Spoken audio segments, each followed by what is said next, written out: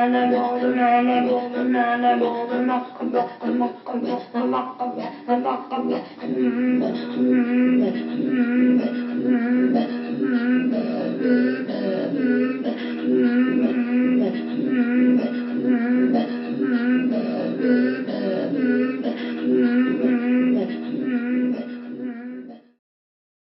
voudrais parler de ma deuxième mission Groenland oriental. Alors sur la carte, il s'agit de Scoresbysund, Itorotormit, qui est donc qui est à 1000 km au nord d'Ammassalik, et les deux populations sont les seules à peuplement sur la côte orientale du Groenland, qui a été découverte tardivement par rapport à la côte ouest, qui était accessible sans banquise depuis plusieurs siècles avant la découverte de la côte orientale. Alors, je comptais continuer à aller à Ammassalik, puisque c'était dans mon idée de faire une thèse sur leur évolution, quand tout à coup, on a dit « Ah, il y a le problème du Scoresbysund », ça s'appelait comme ça, maintenant c'est Itorotormit. La population va être déplacée, donc il faut aller l'étudier, elle n'a jamais été étudiée. Alors, moi ça me plaît, je partais dans cette idée-là. Alors, pour vous expliquer, c'était une population originaire d'Ammassalik en 1925, j'en ai un petit peu parlé avant, transportée par les Danois avec Einar Mikkelsen pour les installer au Scoresbysund. Et alors, ils étaient 70 volontaires à partir d'Ammassalik, et ils ont été rejoints par quelques Ouest-Groenlandais, quelques familles ouest-groenlandaises, ce qui explique qu'ils ont une langue un peu métissée entre le Ouest-Groenlandais et la langue d'Ammassalik. Et quand je suis arrivée en 68, j'avais déjà bien préparé, puisque les familles venaient d'Ammassalik, j'avais déjà bien préparé ma connaissance, et puis j'avais les archives danois. J'arrivais étant très très préparée là. Alors toujours avec un cargo de Copenhague. C'est merveilleux de voyager en cargo. Et aussi avec des jeunes qui revenaient. Et donc je suis arrivée dans cette petite localité, parce que là, il y a moins de 500 personnes, hein, 400 Groenlandais, quelques Danois, et par rapport à Ammassalik, où maintenant ils sont dans les 3000. Mais enfin, c'est quand même, tout ça n'est pas très grand. Alors, ils m'ont regardé d'air absolument étonné en disant « Mais qui es-tu? Tu parles comme ma grand-mère. » Parce qu'effectivement, j'avais la langue d'Ammassalik et eux, ils avaient un peu évolué. C'était drôle d'être à 26 ans, 27 ans, caractérisé comme grand-mère. Et donc, j'ai pu faire la connaissance de tout le monde. Alors, la même chose, j'ai été accueillie par le système médical danois, qui facilite les choses pour les introductions et ces choses, et puis aussi accès à des documents plus confidentiels aussi. Et je suis aussi partie dans un tout petit village. Maintenant, il n'y a plus qu'une seule communauté à Itorotormit. Les deux petits villages qui existaient en 68 se sont rapprochés de la ville et ne servent plus que de maisons de transit occasionnelles. Alors, je suis partie dans le petit village de Kapop, qui s'appelle Itaimid, mais à l'époque, bon, on avait encore des termes danois. J'ai passé 3 semaines dans une famille extraordinaire d'un chasseur qui, en plus, avait connu Charcot.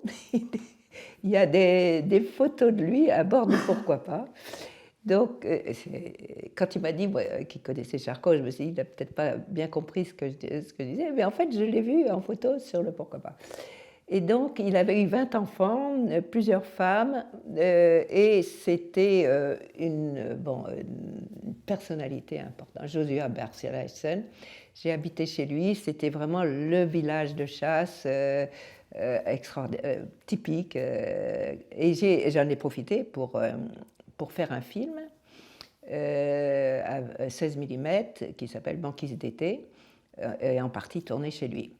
Donc j'ai vraiment cohabité avec cette population de façon très, très proche, très intime et très sympathique. J'ai été. Alors, j'ai seulement eu. J'ai eu un accueil fantastique partout, sauf une famille qui s'est complètement mise contre moi. Et j'ai eu, heureusement, mes informateurs m'ont prévenu en disant attention, une telle, elle va de maison en maison en disant que tu es une sorcière. Bon. Alors, j'ai dit, ah bon. Donc, j'ai essayé de tirer au clair ce qui se passait. Et effectivement, cette femme qui était originaire de la côte ouest s'est aperçue que je connaissais tout sur les familles, avant d'être venue même. Et elle n'a pas bien compris mon travail précédent et actuel. Et puis, elle n'était pas damasalique et tout. Et du coup, elle s'est dit, si elle sait tout, c'est qu'elle a des pouvoirs dangereux.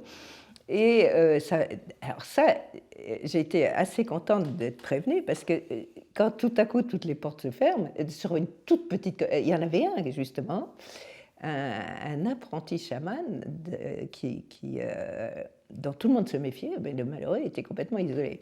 Donc là, je suis allée de maison en maison en disant j'ai appris que, et on m'a dit c'est n'importe quoi, t'as rien d'une sorcière. Et puis ils avaient très bien compris le travail que j'avais fait, parce qu'eux, ils connaissaient les gens qui étaient venus sur le Pourquoi pas, mais ils ne connaissaient pas particulièrement ni Robert Gessin, ni Paul-Émile Victor, qui avaient pas séjourné chez eux. Mais il y avait eu une présence française importante au Scoresbyssum, parce qu'il y avait eu, bon, Charcot qui avait aidé à une armée Casson à un moment pour transporter des choses. Et puis il y avait eu aussi une année, c'était l'année polaire internationale française, où il y avait eu une station pendant tout un hivernage. Donc ils savaient tous dire merci et ils savaient tous dire pourquoi pas. Voilà, donc cet épisode, je suis repartie, alors je suis arrivée avec le premier bateau, je suis repartie avec le dernier, je n'avais pas le choix. Donc ça me donnait une petite fenêtre de tir de 2 mois, parce que là, à ce niveau 70 degrés de latitude du nord, ça se refermait très, très vite en saison. Et donc, mais j'ai pu vraiment faire mes observations, ce qui m'a donné l'occasion de faire un sujet de 3e cycle, puisqu'on avait encore ce système-là, les Amasalimioutes émigrés au Scoresbyssum, études démographiques et socio-démographiques et socio-économiques de leur adaptation. C'était issu donc de ce séjour avec cette analyse. Et alors c'était un lieu béni pour la chasse. Et c'est pour ça que ça avait été choisi, entre autres, c'est l'embouchure d'une immense fjord du Scoresbyssum.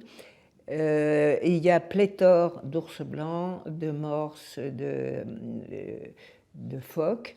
Donc, alors, la population vivait bien sur le plan de la chasse, mais en même temps, il y avait eu un biais introduit au moment de leur installation. Ils venaient d'Ammassalik, ils étaient volontaires, mais ils sont passés par l'Islande, et en Islande, ils ont attrapé un rhume ou un virus, et toutes les personnes âgées, pratiquement, sont mortes, soit en Islande, soit en arrivant au Scoresbyssum. Donc il est arrivé au Scoresbyssum en 1925, une population jeune, sans la catégorie des personnes âgées, et installée dans des maisons neuves qui avaient été bâties pour eux.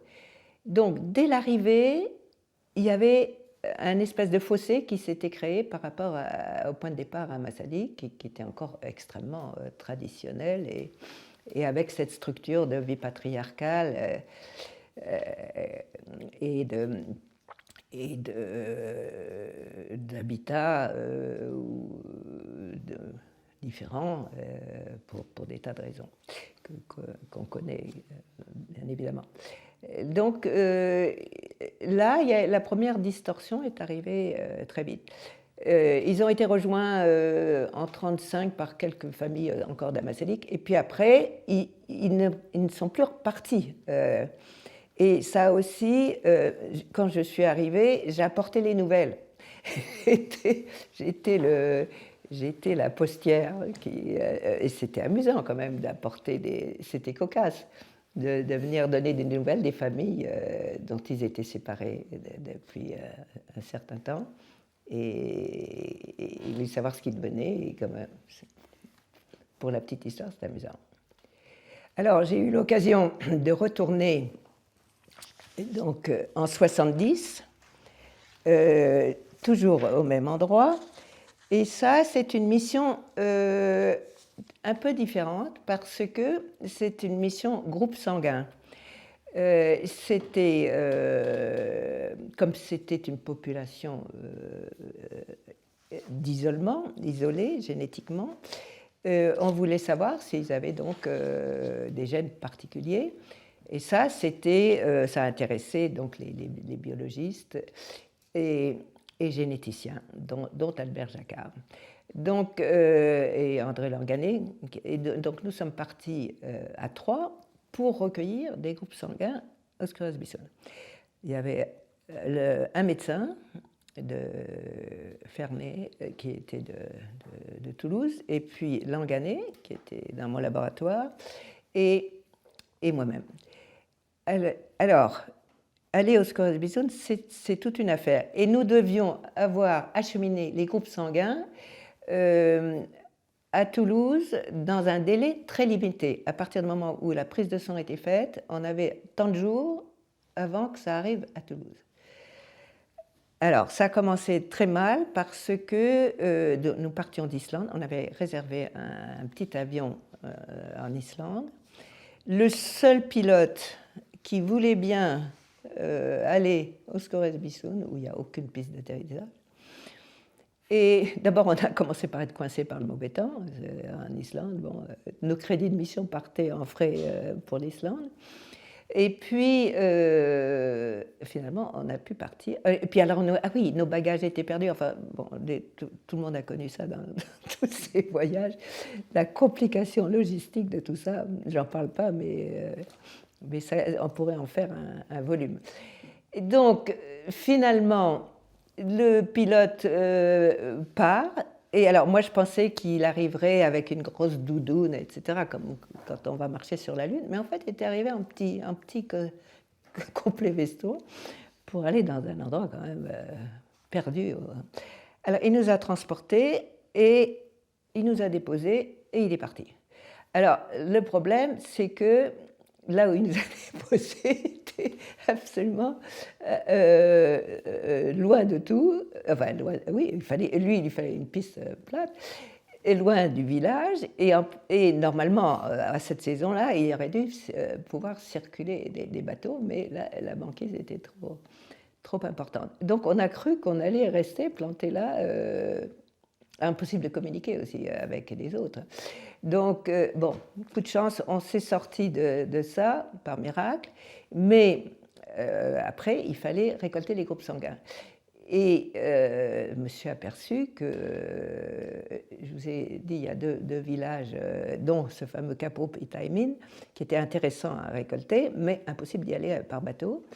Et la chance a voulu que la princesse héritière du Danemark, qui est maintenant la reine Margrethe, soit en visite au Oscaris-Bisson. Elle ne prend jamais l'avion, elle prend toujours son bateau. Mais sur son bateau, il y avait un hélicoptère.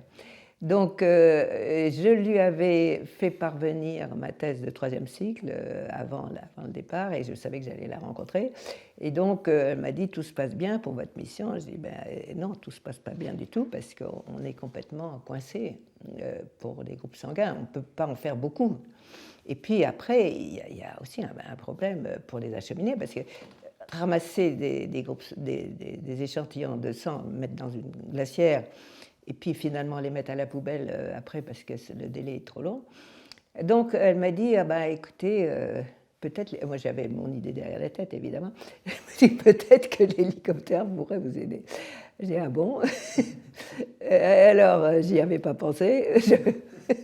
Je ne pensais qu'à ça. Donc, je suis arrivée avec le médecin pour les prélèvements dans ce village où j'avais passé 3 semaines. Et quand ils m'ont vu sortir de l'hélicoptère, ils m'ont dit « Mais c'est toi la reine ou quoi ?» J'ai dit « Non, c'est pas moi. » Donc, on a pu, par miracle, donc faire ça. Il n'y avait pas la place pour Langanet qui restait sur place, il était déjà très furieux. Et au retour, il y avait une chasse à l'ours qu'on a vu d'hélicoptère. J'ai demandé au pilote est-ce qu'on peut un peu descendre. Et en fait, il s'est arrêté sur la banquise et on a assisté à cette chasse à l'ours. Que dans la petite ville de Scoresbysound, ils savaient que ça se passait, mais c'était au loin. Donc on a eu en plus cette chasse à l'ours qui a fait encore plus râler André Langanet, parce qu'il avait tout raté. Alors, la chance a voulu donc qu'on ait eu la possibilité d'aller faire cette récolte de Grossformat. Et pour l'acheminement, l'hélicoptère nous a amenés sur la piste d'envol. Alors, on n'avait aucune nouvelle du pilote, hein, mais on avait un rendez-vous. Bon. Et le jour du rendez-vous, notre hélicoptère est arrivé, le petit avion est arrivé, et on est parti. Et après, pour aller à Toulouse, ça a marché pile poil. C'est incroyable, ça. Voilà. Alors ça, c'est une mission un peu à part, puisque c'était... mais c'est là où j'ai commencé à collaborer, justement, médecin et anthropologue, parce que on identifie les gens, on ne peut pas prendre des groupes sanguins sans savoir qui on prend et comment. Donc, une collaboration intéressante. Et alors, en plus, pour la visite de la princesse héritière, il y avait des festivités très sympathiques de la population. C'était... Bon, c'était une toute petite communauté, donc c'était très, très, très agréable. Et j'ai pu aussi donc, compléter quelques données. Et je me suis donc aperçue à ce moment-là que la population, tout à coup, n'avait plus d'enfants. En fait, il y avait une campagne pour la prévention des naissances. Le médecin local avait une grosse influence sur la population. Il a convoqué toutes les femmes et il a mis des stérilés à tout le monde, sans explication. Ce qui fait que en 70, on m'a dit on n'a plus d'enfants. Alors, ça, je l'ai signalé à une réunion à Copenhague à laquelle j'ai assisté sur l'avenir du Groenland oriental, et j'ai dit voilà ce que j'ai constaté. Alors, j'ai su qu'il y avait eu après une commission d'enquête et bon, les choses ont été rectifiées. Mais là, récemment, ça ressort cette histoire-là. Mais j'ai vraiment observé cette façon autoritaire. Et je me souviens de conversations. C'était un très bon médecin, mais c'était un médecin raciste. Et donc, quand on lui a donné la possibilité d'arrêter la natalité, il y est allé, Franco. Et alors, c'est incroyable parce qu'en même temps, il soignait très bien les gens et les gens l'aimaient pour ça. Parce qu'il était dévoué. Après, j'ai vu des médecins qui préféraient aller à la pêche plutôt que d'aller faire des soins. Enfin, mais lui, c'est quand même un événement un peu grave et important. Dans cette région du Scoresbysound, Itorotormit, j'ai pu faire mon premier film 16 mm qui s'appelle Banquise d'été, où j'ai voulu donc montrer les activités d'été. C'était au moment où j'étais en séjour chez Joshua Barseleisen. Il y a eu un morse qui avait été capturé. J'ai pu prendre des séquences vivantes sur ces activités. Alors, il faut dire qu'à l'époque, filmer en 16 mm, ce n'était pas vraiment une sinécure, parce que c'était des bobines qui duraient 3 minutes, qu'il fallait les changer, les installer, et il fallait aussi transporter tout ça, la caméra. Au début de mes missions, donc j'avais caméra, 2 appareils photo, un pour le noir et blanc, un pour la couleur, toutes les bobines, tout ça, c'était plus les... je ne sais plus comment ça s'appelle, ces petits systèmes là, pour prendre la lumière. Là, les cellules. Oui, les cellules, il fallait aller voir, prendre la cellule photoélectrique. Je vois que maintenant, les choses sont quand même plus simples. Et cette, cette idée de filmer le terrain, c'était la politique au Musée de l'Homme, initiée par Jean Rouch, qui trouvait que il fallait avoir la caméra, c'était comme un stylo pour prendre des notes. Et c'était très intéressant. Donc, autour de Jean Rouch, on prenait des films sur le terrain. Alors, donc, caméra 16 au départ.